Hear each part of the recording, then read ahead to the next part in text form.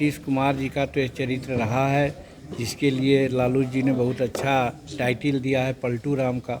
एक बार जब अपने अपने पलट करके अपना चरित्र को समाज में दिखला दिया है, तो दूसरा बार और तीसरा बार और चौथा बार पलटने में क्या दिक्कत हो सकती है।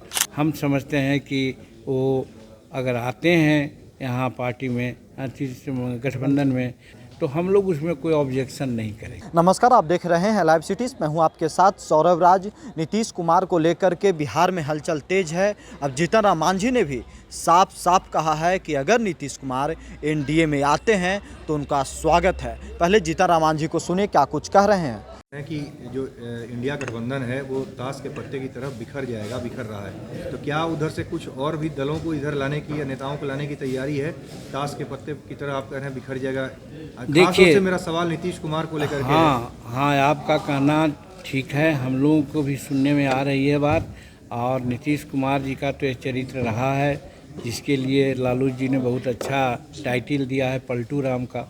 तो जब पलटू राम रहे ही हैं, एक बार जब अपने अपने पलट करके अपना चरित्र को समाज में दिखला दिया है, तो दूसरा बार और तीसरा बार और चौथा बार पलटने में क्या दिक्कत हो सकती है। इसलिए ऐसा हो सकता है, मैं उम्मीद करता हूं, और हम समझते हैं कि वो अगर आते हैं यहाँ पार्टी में, गठबंधन में, तो जब भारतीय जनता पार्टी बड़ी पार्टी है और वो अगर इनको लेने की बात करती है, तो हम लोग उसमें कोई ऑब्जेक्शन नहीं करेंगे। आप स्वागत करेंगे नीतीश कुमार का? ऑब्जेक्शन नहीं करेंगे, मतलब क्या हुआ?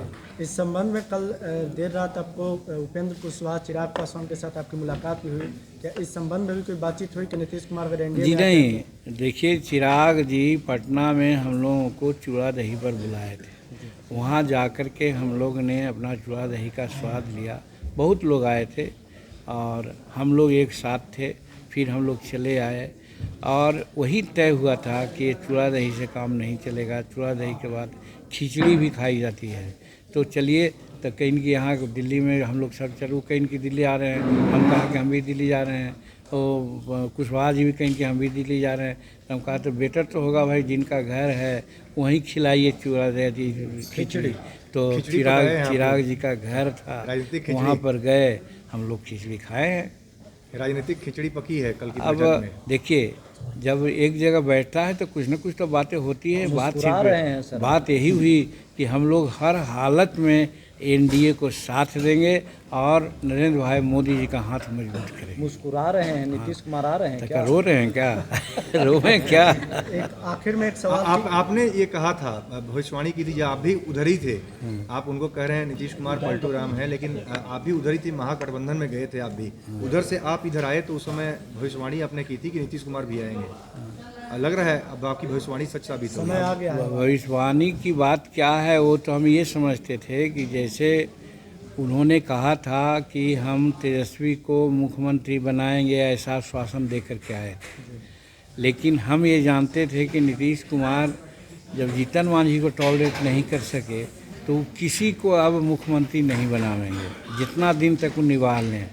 आज परिस्थिति यही हुई कि आज जिस प्रकार से दबाव है, आज राष्ट्रीय जनता दल के दबाव से हमारे नीतीश कुमार विचलित हैं और वो जगह खोज रहे हैं कि कैसे हम चलें।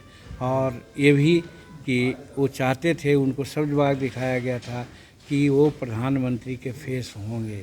लेकिन पटना में ही इंडिकेशन लालू जी ने दे दिया था राहुल जी को कि आप शादी करो, हम लोग बारात में जाएंगे। तो उसी दिन समझना चाहिए था, लेकिन नीतीश कुमार समझने में देर की।